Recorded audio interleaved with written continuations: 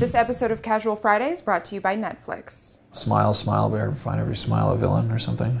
Is that Macbeth? I think so. Yeah.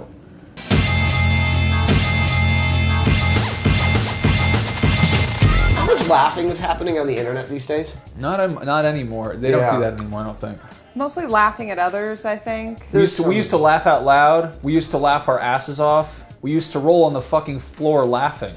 Now, we're just cruel and heartless. Okay, so last Friday, I go to see this band. They're called Letter Carrier. Postal Service. Yeah, Pony Express. Right, Pony Express.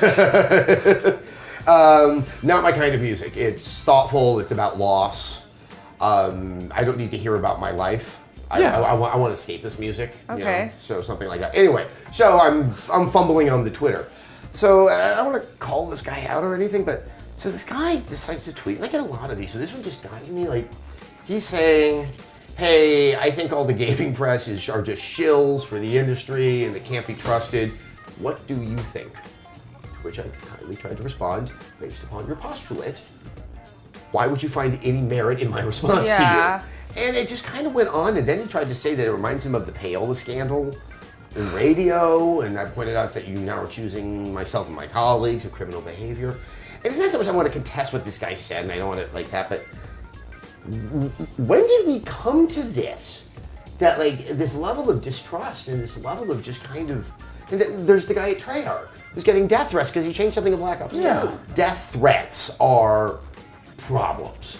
I mean, that's a disconnect from reality. And in the case of this guy that was on Twitter, it was, again, kind of a disconnect. It's like, it's just this need to sort of see these organizations that are organized against you.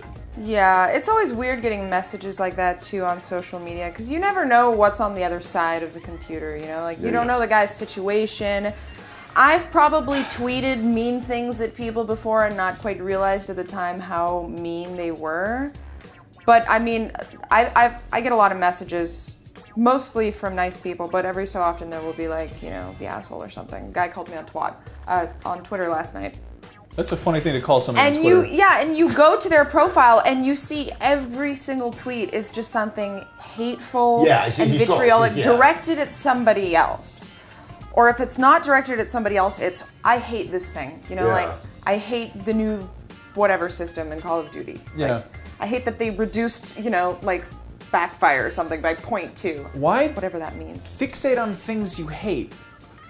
And this, I think there's almost a stigma with gamers. Like, you see there's so many just angry video game nerds, and then just why are you into this thing if it makes you so upset? I don't know if the people who are public facing like that are necessarily into it, or if they more see it resonating well with the gaming community as a whole, because there are a lot of angry people here who do like to complain and are annoyed about everything. I think the issue is, I've been doing this a while, and I really, really love games. I can get very, very passionate about it, but they're games. Yeah.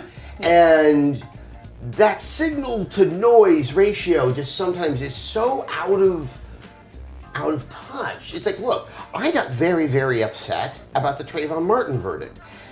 There was a loss of life there, you know, and it's like, I can understand certain things that merit certain types of rage, but when you're dealing with virtual products, when you're dealing with escapism and fantasy, and I'm not saying this is just games, because, you know, we've seen things like this happen with Tolkien and stuff like that, but it becomes a point of embarrassment. Because it's so dissonant. I think a lot of the rage that you see, certainly not all of it, but a lot of it stems from multiplayer games, and I think a lot of that is because, like, the competitiveness, it's sort of tied in with a lot of people's, like, self-worth, and like, if I'm good in this game, you know, like, I'm good at something at least in life. And if they tweak this, I'm not going to be as good as I once was. And, you know, like, it's going to change how I play this game and maybe who I am as a person because of it. If my life is really that, you know, revolving around Call of Duty game, which for a lot of people value that comes from external sources. Exactly. There's a few things I think is worth pointing out, is that games are really the only medium that physically try to prevent you from finishing them. Yes. Not necessarily enjoying them, but it's kind of a bittersweet thing in that it's like, you read a book, you kind of got to do the legwork, but the book isn't going to prevent you from finishing it. And it's not going to switch language midway, you know. And movies are going to just you sit down and you stare one direction for 2 hours and you have beaten a movie. Like, it's pretty straightforward. I mean, in games, on the other hand, you are kind of swimming upstream to try and... The entertainment is the resistance. Exactly. Yeah.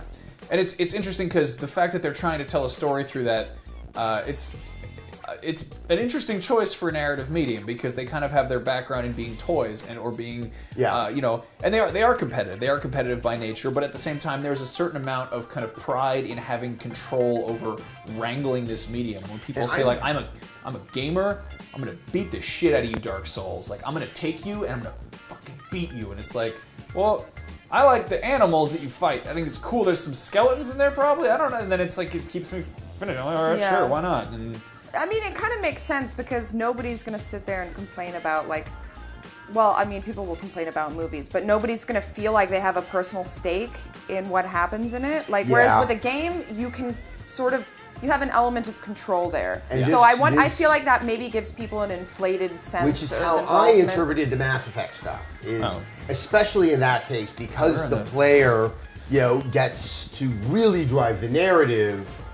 That suddenly the relationship to the game, and by virtue of that, the people who make the game, that's why there was such a furor about it. Mass Effect is absolutely the perfect example because it is a game where you are in control of everything. You can do whatever you want. You can have sex with everybody. Just go around having sex with everybody, and you can do whatever. You wear whatever outfit you want your armor to be purple. It can be purple. That's cool. No one's gonna even make fun of it for being purple. No one is gonna judge you for your stupid purple armor or the fact that you banged your secretary. It doesn't matter. And then you get to the end, and they're like, and it's like, yeah, that was a shitty ending, but like, what are you gonna do? Like, suddenly that control and that choice is just yanked from the hands of the players after they've invested all this time. And it is escapism. It is this virtual world, and I imagine, I mean, it's weird to make kind of generalizations about a particular type of gamer who is going to get really upset about stuff like this. And I'm a Star Wars nerd. Like, I'm used to getting snubbed. I read comic books. Comic books have been stepping on shit and pissing people off for half a century. Since before there were comic books. Exactly. Yeah, and it's like, that kind of removal of control, though, that's really the element, is there's control in games. There's a certain kind of thing. Yeah. If you are good enough at this, you can affect the outcome of this thing that you're doing. You can change the story yourself. And that doesn't really convey that doesn't change in the real world. Like, that's not how it works. But see, how do you go from that to people that lobby death threats? I mean, maybe people don't understand. That's actually against the law. Do that because someone changed the behavior of weapons in Black Ops 2. Yeah. I mean, I can't explain death threats. I do think that, like, that's a result of people being really angry about something and immediately going on Twitter and venting about it. Like, yeah, it's in the moment. Yeah, but I mean, I'm sure a lot of those people would be more than willing to come back a week later and still defend their comments, But, I know. Except I keep on asking these people, like, during the whole God of War thing that I got myself into, I wanted them to show up undressed with sash.